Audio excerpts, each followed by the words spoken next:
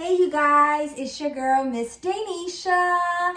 So I want to talk about the thing that everybody wants to talk about, which is claims. Now I will say this, I am not a claims adjuster, so this is only what I recommend based off of my experience as an insurance agent. So please, by all means, do your additional research, talk to some other claims adjuster, whatever it is, verify my information.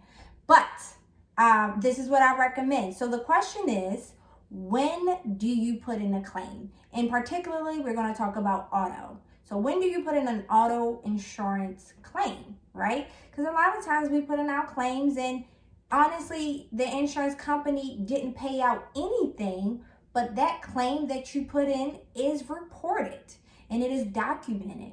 And when it's time for you to go look for another insurance carrier, they can see that claim, although it may have $0 payout.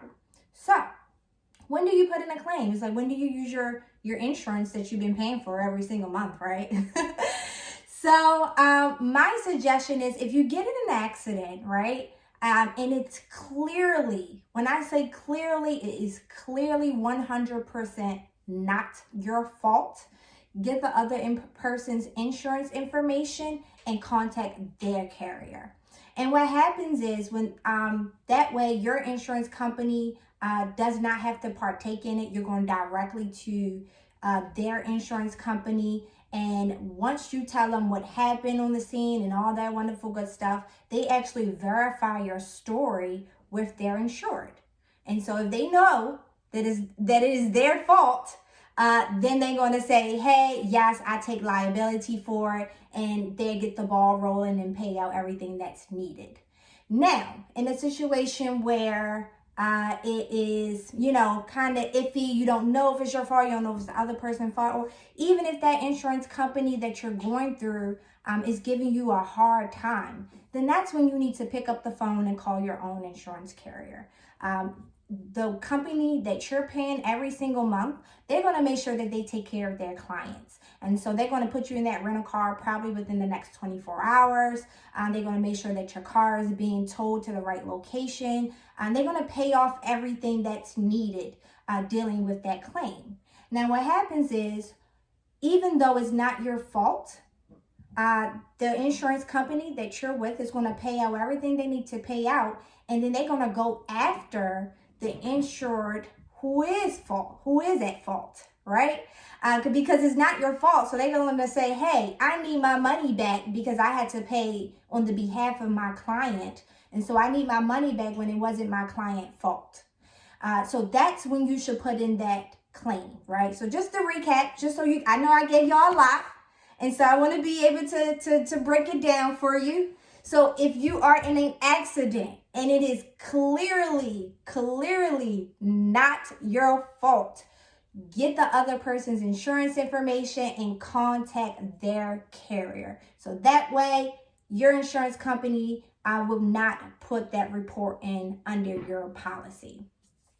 And then if it is a situation where it's unclear if it's your fault, and the other person's insurance carrier is giving you a hard time, then go through your own insurance company.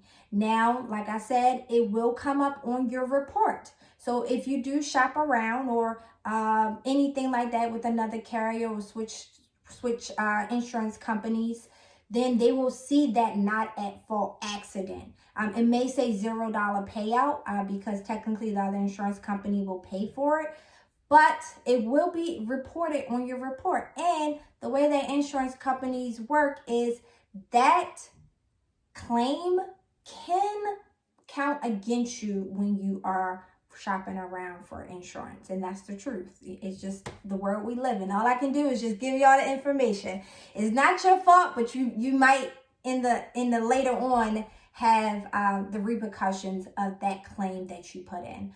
The way that we can talk about that later, as far as how claims play an impact on your insurance premium, regardless if it's at fault, not at fault, if it's a towing or anything like that. That's a whole nother conversation.